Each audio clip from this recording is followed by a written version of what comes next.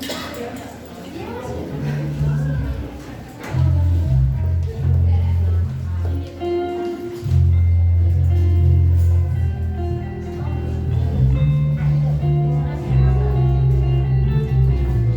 Bapak Ibu Saudara sekalian. Kita mau mulai ibadah kita di pada hari Minggu ini. Saya undang semua untuk bangkit berdiri. Kita mau satukan hati kita mau memuji dan menyembah Dia.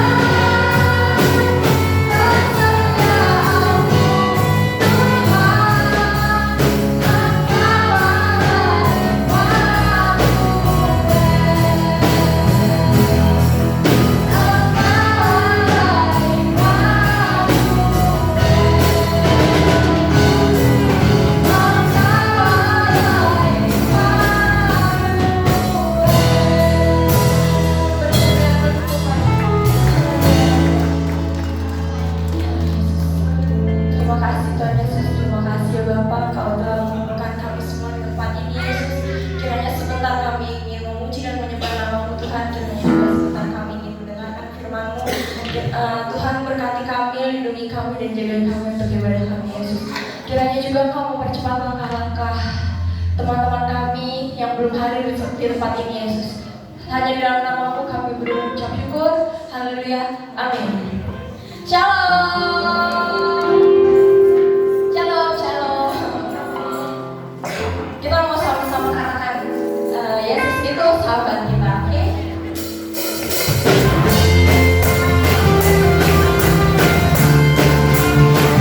Hidup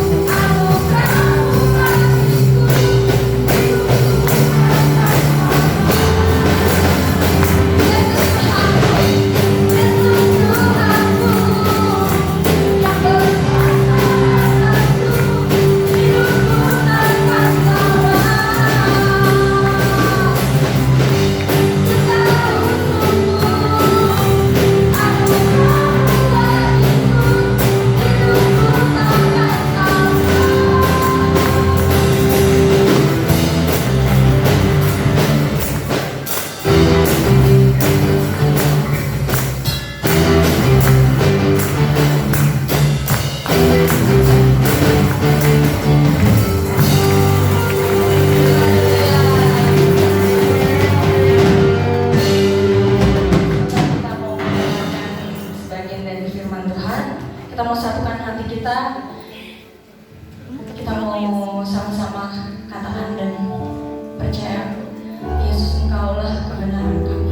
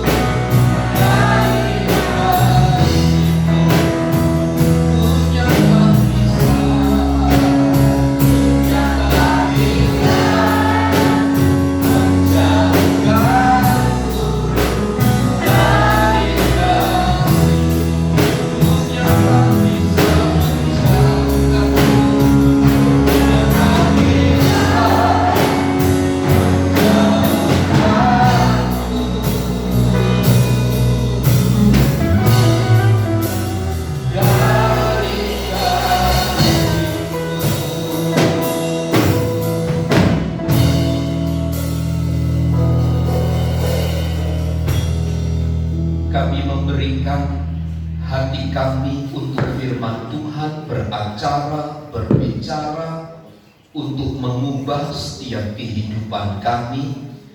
Karenanya kami minta pengurapan dan kuasa Allah menyertai kami sekalian. Segala tipu daya muslihat iblis kami tolak, kami patahkan dalam nama Yesus. Tuhan dipermuliakan atas pemberitaan firman. Kami siap diberkati di dalam dan demi nama Yesus. Semua yang percaya bersama kata-katakan amin. Amin. Silakan duduk Bapak Ibu Saudara sekalian. Salam.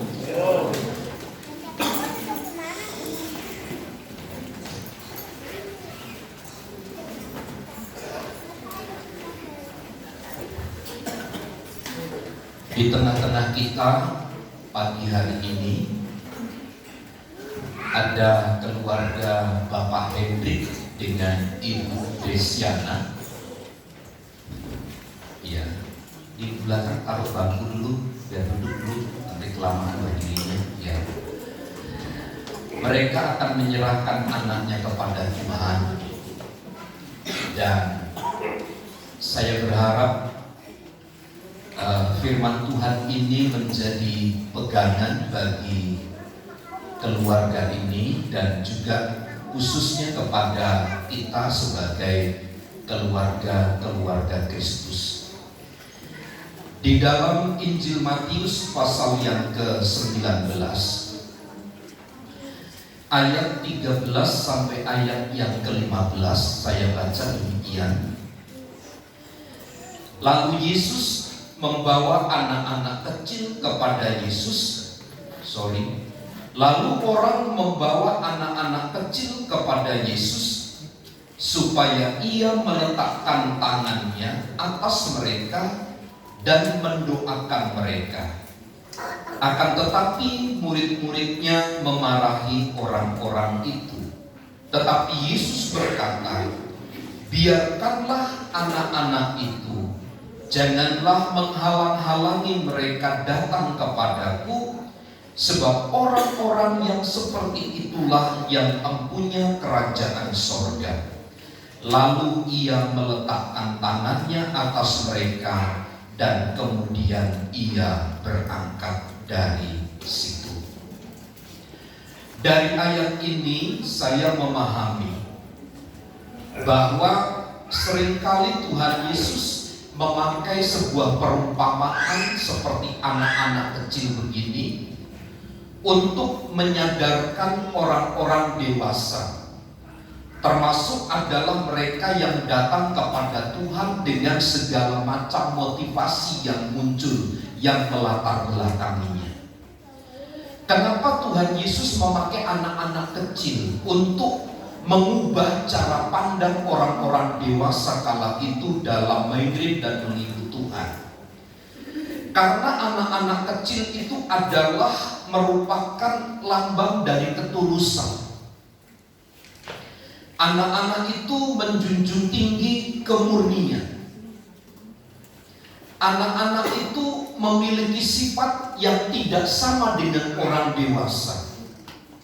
Anak-anak itu selalu bergantung kepada orang lain. Anak-anak itu selalu bergantung kepada orang tuanya.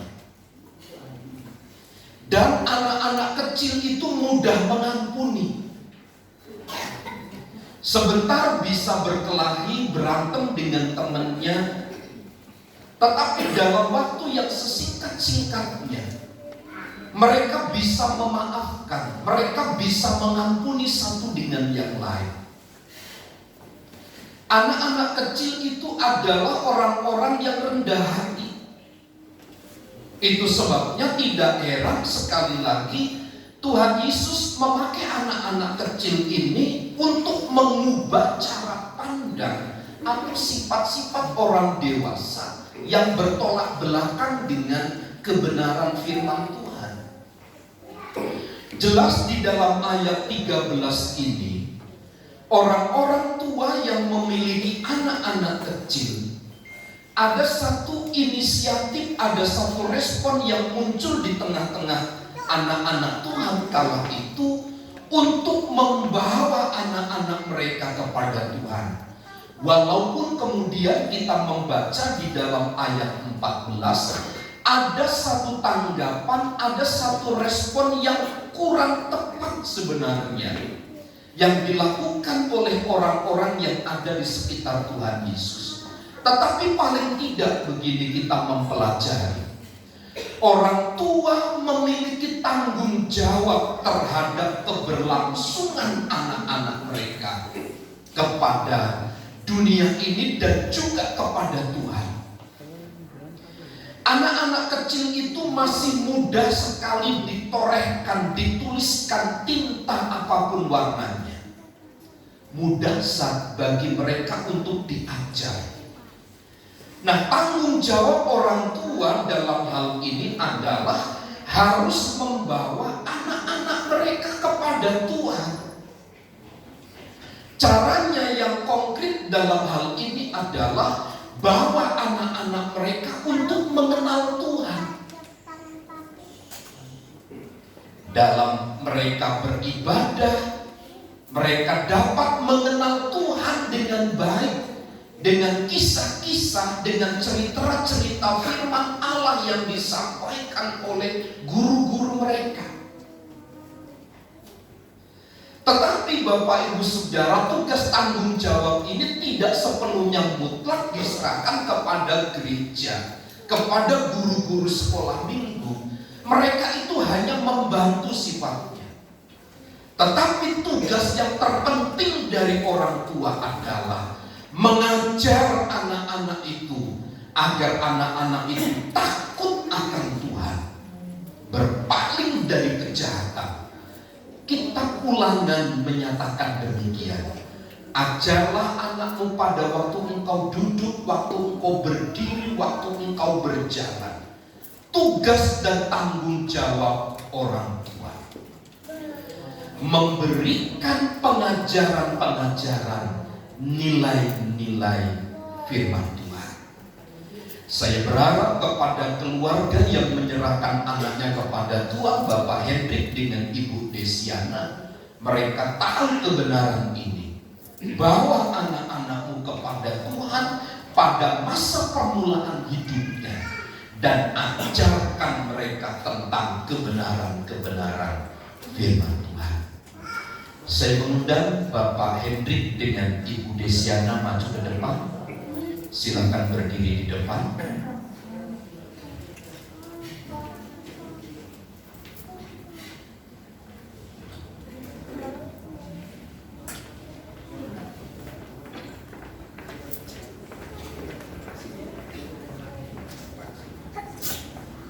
Mari jemaat Tuhan, kita tundukkan kepala dan kita berdoa kepada Tuhan. Bapa, pagi hari ini kami datang kepadamu seraya kami mengucap syukur kepada Tuhan untuk apa yang Tuhan telah buat dan kerjakan bagi keluarga Bapak Hendrik dengan Ibu Desiana. Mereka telah dikaruniai seorang anak yang baik, seorang anak hasil daripada penyertaan dari Tuhan dalam pernikahan mereka. Hari ini keluarga ini mempercayakan anak mereka, dengan jalan anak ini diserahkan kepada Tuhan. Kiranya dari permulaan hidup anak kami ini Bapa, turunkanlah segala kemurahan dan berkat Tuhan atas hidupnya. Hamba berdoa berkati anak kami Jeslia Wijaya. Berkati hidupnya dari hari ini sampai selama-lamanya.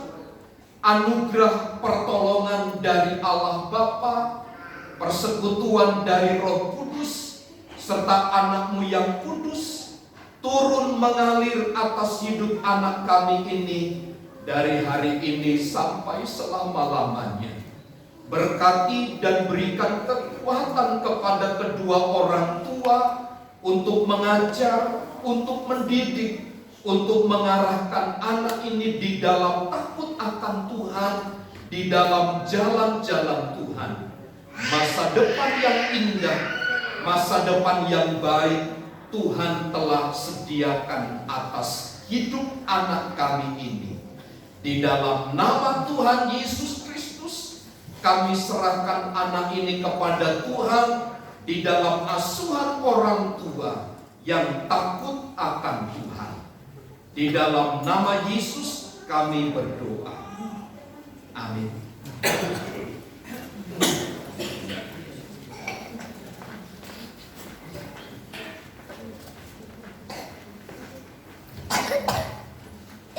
Pagi hari ini firman Tuhan akan dilayani oleh Bapak Pendeta Muda Hesron Yumai, itu Master Teologi. Waktu dan tempat saya persilakan. Bisa lebih dari jam 8 ya Pak, jam 9 ya. Nanti cuma 20 menit, jangan. Shalom. Pertama saya ucapkan terima kasih kepada Bapak Gembala dan Ibu Gembala yang memberikan kesempatan kepada saya untuk pagi hari ini melayani, menyampaikan kebenaran firman Tuhan. Bapak Ibu yang dikasihi dalam Tuhan, kita lihat Mazmur 128. Mazmur 128 ayat 1 sampai ayat yang ke-6. Kebenaran ini sudah sering kita dengar, terutama pada saat pasangan-pasangan muda akan diberkati, banyak digunakan ayat ini. Tapi saya berdoa beberapa hari ini Tuhan menuntun saya di sini untuk membawakan kebenaran ini. Judul dari Lembaga Alkitab Indonesia adalah Berkat Atas Rumah Tangga. Nyanyian syiar, berbahagia setiap orang yang takut akan Tuhan, yang hidup menurut jalan yang ditunjukkannya. Apabila engkau memakan hasil jerih payah tanganmu, berbahagialah engkau dan baiklah keadaanmu. Istrimu akan menjadi seperti pohon anggur yang subur di dalam rumahmu. Anak-anakmu seperti tunas pohon zaitun sekeliling mejamu. Sesungguhnya demikianlah akan diberkati orang laki-laki yang takut akan Tuhan. Kiranya Tuhan memberkati engkau dari Sion, supaya engkau melihat kebahagiaan Yerusalem seumur hidupmu, dan melihat anak-anak dari anak-anakmu damai sejahtera atas Israel. Firman Tuhan berkata, berbahagialah orang yang percaya, yang mendengarkan kebenaran firman Tuhan serta mempraktekkannya di dalam kehidupannya. Saudara yang dikasihi dalam Tuhan, hari ini kalau Bapak Ibu mau bertanya, saya akan membawakan tema keluarga bahagia. Dalam perikop ini ditunjukkan bahwa kesalehan menjanjikan kehidupan di saat ini dan akan datang. Artinya ada kebahagiaan yang kita rasakan mulai kita ada di bumi dan sampai pada saat kita akan kembali kita bersama dengan Bapa di surga. Mungkin Bapak Ibu bertanya, dan saya akan bertanya, apa sih namanya bahagia itu? Apakah bahagia karena kita memiliki istri yang cantik? Bahagia? Kita punya suami yang ganteng, bahagia? Kita memiliki kekayaan yang banyak, kita bilang bahagia?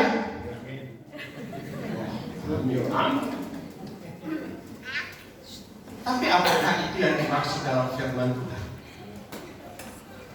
Kalau kita baca kembali firman hari ini, Mazmur 128 ayat 1 sampai 6. Rumah tangga yang bahagia, kalau firman Tuhan katakan, kita lihat hanya 4 hal aja.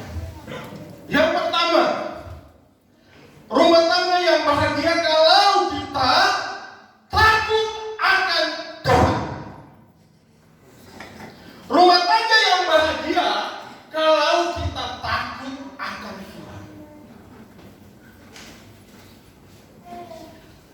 Bapak-bapak, kalau engkau takut akan Tuhan, engkau tidak menyakiti hati istri. Ibu-ibu, kalau engkau takut akan Tuhan, engkau tidak menyakiti hati suamimu dan anak-anak. Ingat baik-baik. Kalau kita suami takut akan Tuhan, tidak mungkin kita akan memukuli istri kita. Orang yang tidak takut akan Tuhan melakukan segala banyak cara, banyak hal yang sebenarnya menyakiti pasangan. Istri-istri kalau takut akan Tuhan,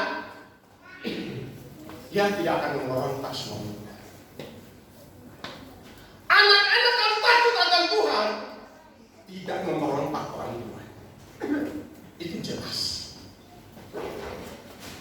Kenapa suami kita memberontak? Kenapa istri kita memberontak? Kenapa anak-anak kita memberontak? Karena kita tidak takut akan Tuhan.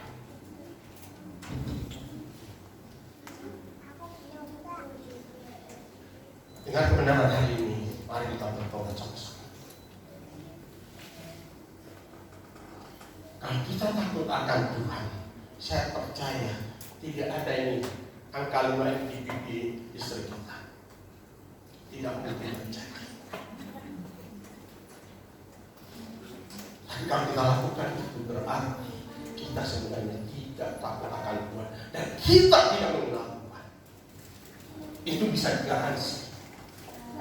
Orang akan mengenal Tuhan, pasti istrinya mendampingi dia.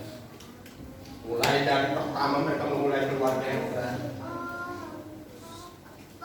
sakit sama-sama, berjuang sama-sama, dan berhasil bersama-sama.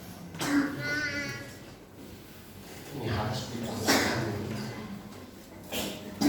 Makanya anak muda, kalau engkau mempersiapkan untuk ke depan, buka matamu lebar-lebar. Engkau lihat orang tuamu seperti apa saat ini. Buka lebar-lebar. Pada saat engkau mengambil keputusan, benar-benar keputusan yang sesungguhnya dari Tuhan. Apakah tidak waktu kita makan ke keluarga tidak ada masalah? Ada. Ada pola-pola yang memang Tuhan izinkan supaya pola itu kita sebagai suami istri yang harus menanganinya supaya dapat menyelesaikan persoalan masalah. Hal yang kedua, supaya rumah tangga diberkati Tuhan.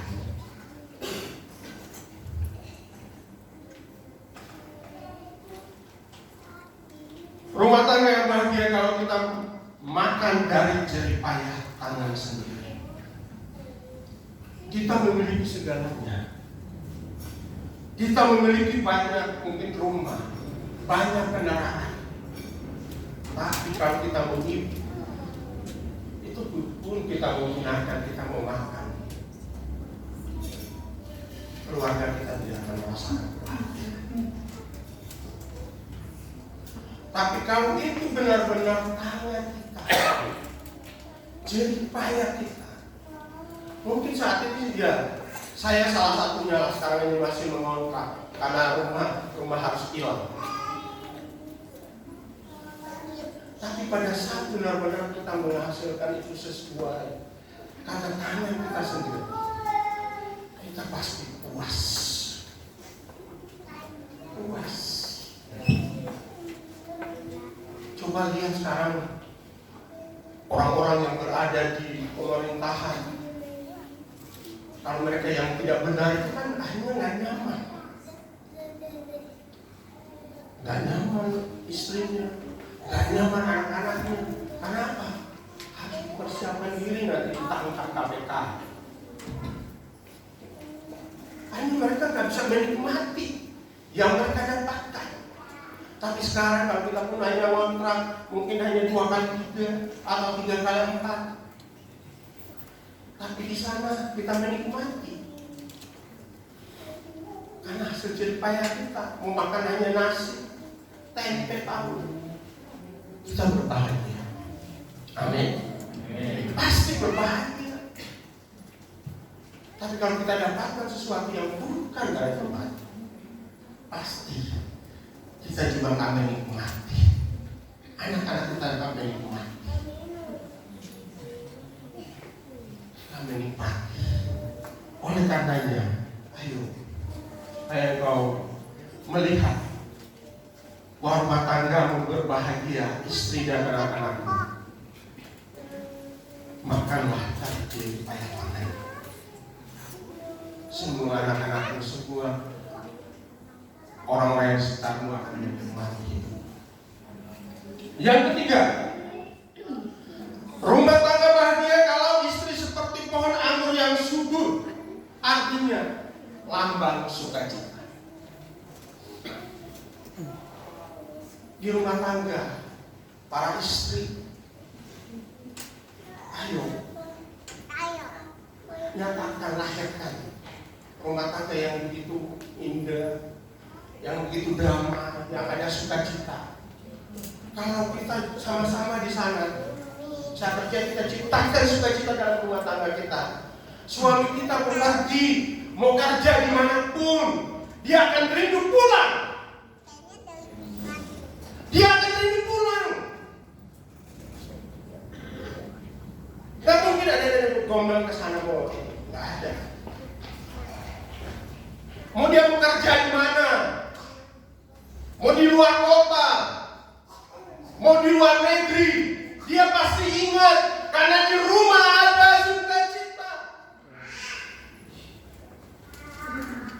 Mau dia di hotel sana mau bintang berapapun, dia pasti ingat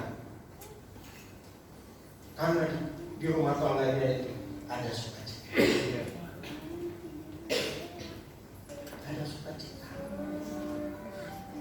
Tapi kalau tidak ada sukacita di sana, ya makanya suami akan pulang juga pulang lainnya saatnya jam 5, bisa jam 9, jam 10. Tapi di sini tidak ada kan? Amin. Dan puji Tuhan, tidak ada yang mengaku. Ya, puji Tuhan tidak ada ya. Jangan sampai terjadi ya. Kita harus benar-benar laki-laki yang takut akan Tuhan, pasti tidak melakukan hal-hal yang tidak sesuai dengan kehendak Tuhan. Mari kita lihat juga yang keempat, apa? Rumah tangga bahagia kalau anak-anak seperti tunas-tunas pohon zaitun. Pohon zaitun itu menghasilkan apa? Minyak. Pohon zaitun itu menghasilkan minyak. Minyak itu bisa digunakan apa? Menyembuhkan luka. Artinya begini, kalau kita memiliki anak-anak yang bisa melakukan atau menyelesaikan harapan-harapan orang tua, itu menyukakan hati orang tua, dan itu namanya berbahagia. Ataupun mungkin orang-orang tua yang mungkin sudah ditinggalkan ya, sudah. Tetapi ada anak-anak yang melihat dan merawat mereka. Sebenarnya itu kita melihat bahagia. Oleh karenanya anak-anak muda, ayo ubah. Senangkanlah hati orang tua. Senangkan, jangan sakiti mereka. Senangkan hati orang tua. Saya tidak mau sombong bagaimana dengan anak saya pertama.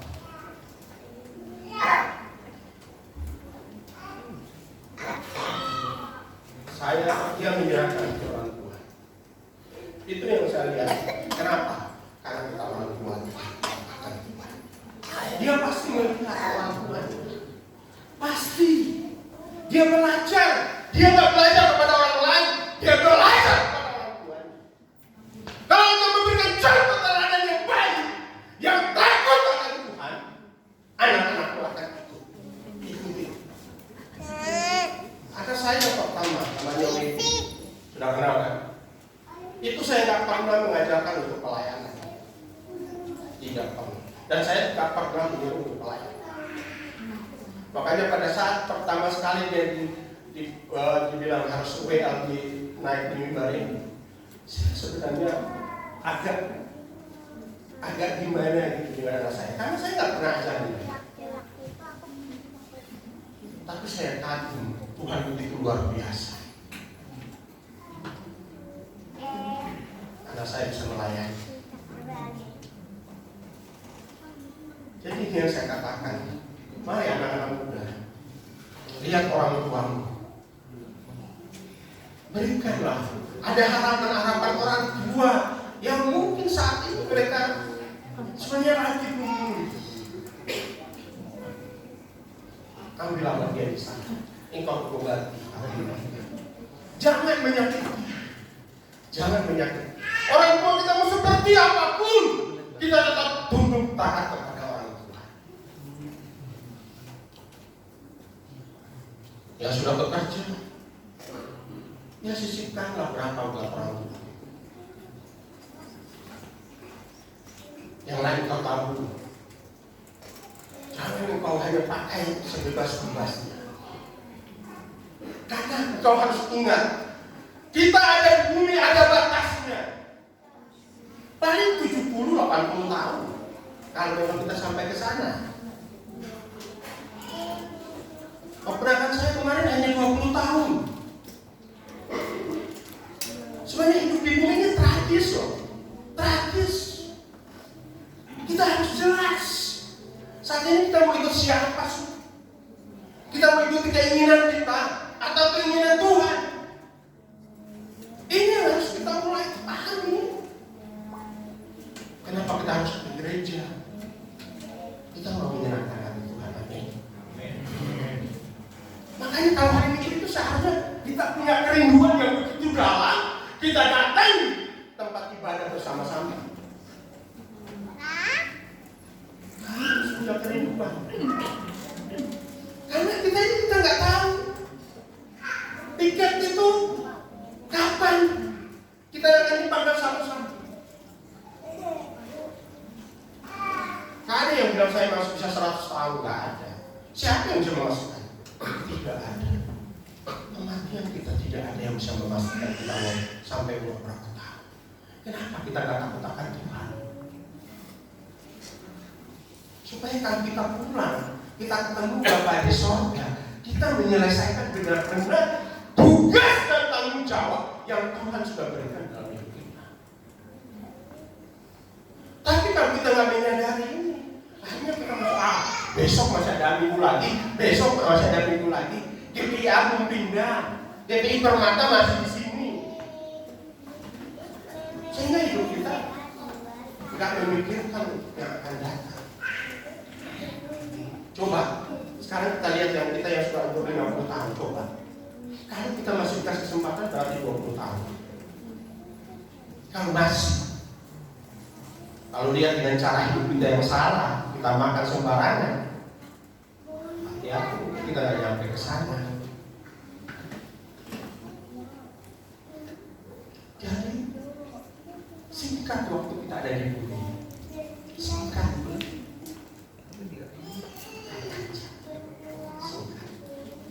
Oleh karenanya, biarkan rumah tanggamu dalam rumah tangga ini berbahagia.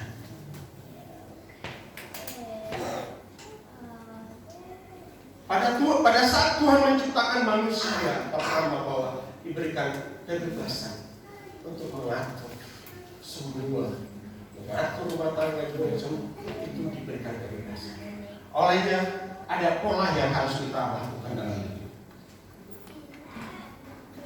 Ada pola yang harus diperhatikan baik-baik supaya dalam perjalanan kita untuk bisa terus menyelesaikan, kita menikmati kebahagiaan rumah tangga. Yang pertama, pola logika.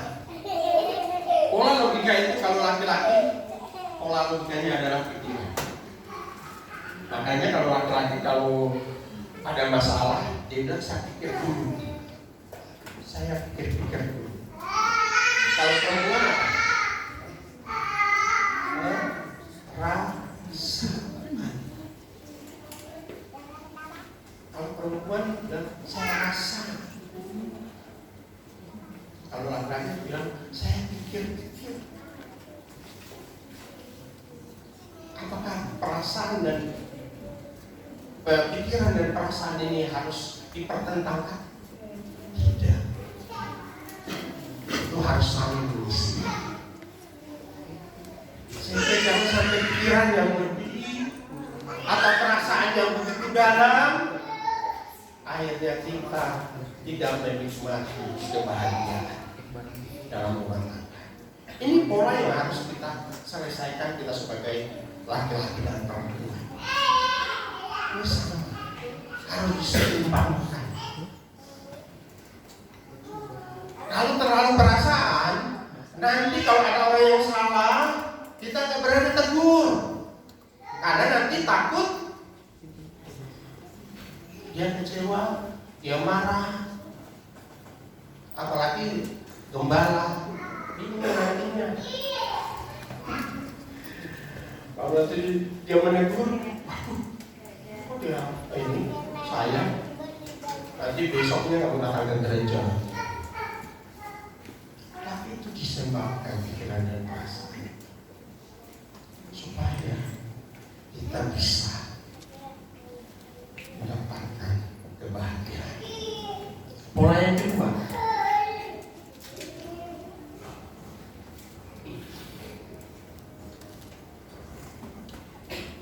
pola kerja laki-laki, pola kerjanya tunggal.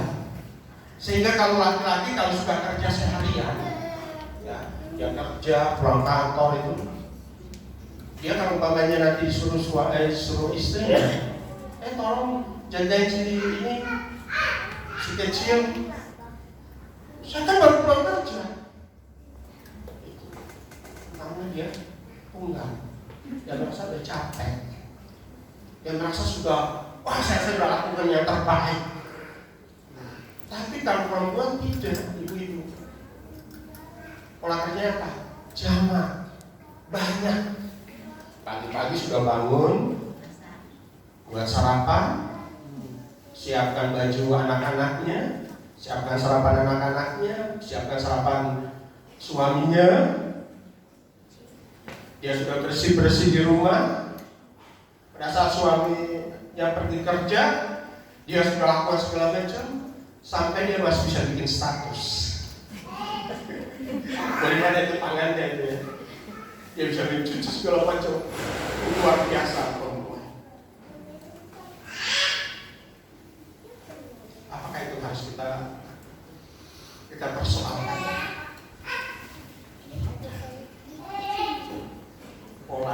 Memang pola mereka seperti itu. Ayo kita sebagai ini harus seimbang. Kalau memang suami pun kerja seharian, pulang ke rumah, ayo bantu juga istri. Jangan merasa bahwa kita yang sudah berbuat banyak. Pola yang ketiga, pola bicara laki-laki. Laki-laki cerewetnya. Ada penelitian bilang satu hari itu paling 7.000 kata. Kalau perempuan berapa? 21.000 kata. Kalau laki-laki ya 7.000. Nah, kalau pagi-pagi mungkin sudah bisa ngobrol dari pagi. Nanti sudah anak-anaknya sudah berangkat, suaminya sudah berangkat, dia mau ngobrol sama siapa. Jadi akhirnya pada saat pulang, kita baru sampai, Pak, dia sampai ngomong sudah kemana tadi.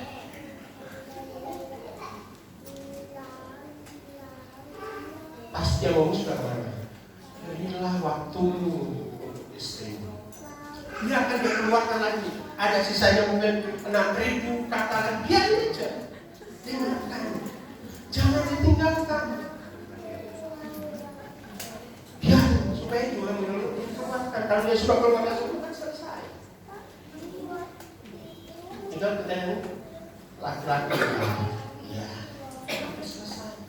Kalau kita itu kan pasti aman, selesai. Kita jadi sampai harus berantem lagi. Yang terakhir, polanya apa? Pola mengingat. Kalau laki-laki cenderung lupa. Laki-laki cenderung lupa.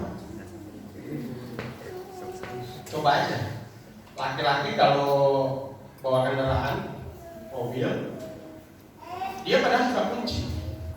Baru dia balik berapa menit lagi, baru berapa langkah, dia mobil saya sudah kunci belum nih, dia balik lagi. Kalau perempuan, lupa nggak? Bukan. Tidak. Perempuan itu dia pasti ingat. Jadi kalau ada suami yang bilang, saya adalah suami yang nggak pernah marah istri, dengar baik-baik. Nanti istrimu akan berdiri di situ. Dia pasti berdiri di situ. Masa tanggal sekian, jam sekian, tahun berapa? Dia pasti ingat, dia akan sampaikan. Dia tidak lupa. Dia tidak lupa. Kalau laki-laki kan mau berbuat kesalahan pasti lupa. Tapi kalau perempuan tidak pernah lupa, dia ingat. Itu kurang bagus. Perempuan harus tinggalkan itu, lupakan itu. Kalau kamu ampuni, supaya kamu melihat keluargamu berbahagia. Ampuni sungguh-sungguh ke suamimu dan tinggalkan. Jangan mengingat-ingat lagi. Dari semua pola yang ada, semua pola yang ada, kita bisa lakukan pada saat kita makan bersama. Ini semua pola yang ada, kita bisa lakukan itu di meja makan. Kenapa di meja makan? Karena sudah jelas di meja makan yang pertama, paling tidak kita akan berdoa, kita mengucap syukur setiap berkat Tuhan yang Tuhan sudah berikan dalam hidup. Oleh karenanya di meja makan jangan ada lagi yang main handphone. Karena beberapa tahun yang lalu ada teman saya, mereka sudah kumpul di restoran, tapi itu semuanya main handphone. Jadi padahal makanan sudah dipesan, tapi semuanya itu karena main handphone. Istrinya waktu itu dia cerita ke saya, dia bilang semuanya nggak ada yang memikirkan nanti kita mau makannya seperti apa. Karena handphone diisi. Supaya apa? Supaya komunikasi kita bisa berjalan. Para bapak-bapak bisa menanyakan anak-anak sekolahnya, pekerjaannya, kuliahnya, tanya istrinya apa yang harus kita siapkan untuk besok atau yang nanti selanjutnya ke depan. Ayo selesaikan semua yang kita lakukan. Karena di sana kita setiap berkat Tuhan. Tuhan Yesus berkati. Mari kita datang kepada Tuhan. Kita tundukkan kepala kita.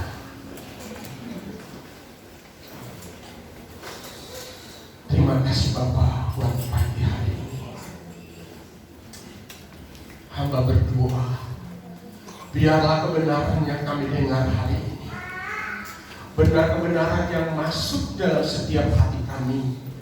Kami bukan menjadi pendengar, tapi biarlah kami menjadi pelaku daripada firman Tuhan. Sehingga kehidupan kami berbahagia. Kami berbahagia bukan karena kami masih di bumi, tapi kami akan juga berbahagia pada saat kami akan kembali ke rumah Bapa. Karena Engkau yang menuntun kami. Olehnya Bapa, biarlah setiap kami yang dengar kebenaran hari ini, biarlah Engkau Tuhan yang memberkati kami, menyertai kami, berikan kekuatan kepada kami untuk kami terus berjalan bersama dengan Engkau Tuhan. Terima kasih Bapa, terpujilah nama-Mu. Dalam nama Tuhan Yesus kami berdoa. Amin. Tuhan firman Tuhan yang selalu memberkati, sebentar kita menjalankan pekerjaan.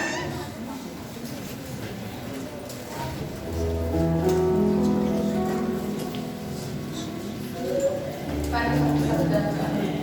Terima kasih Tuhan Yesus telah memulai kami dari awal hingga saat ini. Yesus sebentar kami akan memberi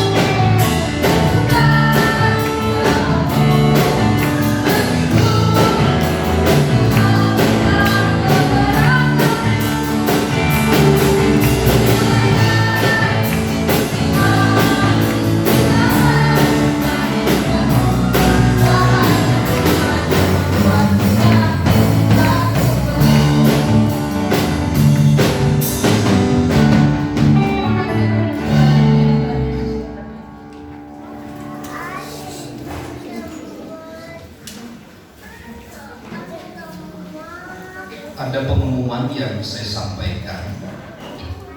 Pada tanggal 18 itu ada ibadah pria gabungan. Ada ibadah pria gabungan tanggal 18 itu hari Senin jam 7 malam. Pak Usin bisa nanti ya? Di Wonderland, nanti kita bareng-bareng ke sana ya. Nanti kalau para pria yang ingin bergabung bersama dengan saya, nanti hubungi saya ya, nanti supaya kita jalan sama-sama ke Wonderland, gabung dengan teman-teman kita yang lain. Selamat ulang tahun kepada Bapak Eko. Bapak Eko, Tuhan Yesus memberkati Bapak. Selamat ulang tahun. Kita berdoa bagi Bapak Didi yang kemarin operasi katarak ya. Bapak Didi? Pak Diki, sorry Pak Diki, operasi katarak kemarin Pak ya? Iya. Sudah bisa dipakai lagi untuk beribadah bersama dengan kita, dan kita doakan supaya Tuhan tolong pulihkan dengan sempurna. Setelah ibadah selesai, Bapak Ibu Saudara nanti bisa langsung keluar. Itu ada ibu-ibu yang sudah membuatkan mie ayam gitu ya. Ada mie ayam yang dipersiapkan, dan setelah itu nanti pengurus gereja untuk tinggal sebentar. Ada beberapa hal yang saya ingin sampaikan, konfirmasi kepada pengurus gereja. Saya kira itu saja beberapa pengumuman yang saya sampaikan. Mari bersama kita berdiri, kita akhiri ibadah kita di dalam doa. Pujian, hormat, syukur kami naikkan kepada Tuhan. Engkau yang telah memungkinkan kami beribadah pagi hari ini dengan baik.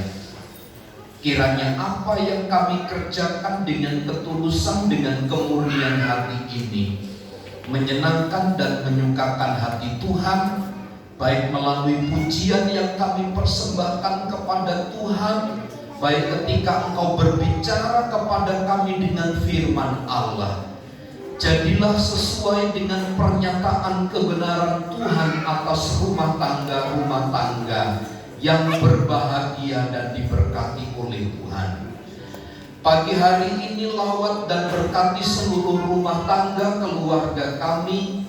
Kami sebagai kepala rumah tangga, sebagai ibu, sebagai anak di dalam keluarga, lawat dan berkati kami semua Tuhan, dalam tugas dan tanggung jawab yang Tuhan percayakan kepada kami.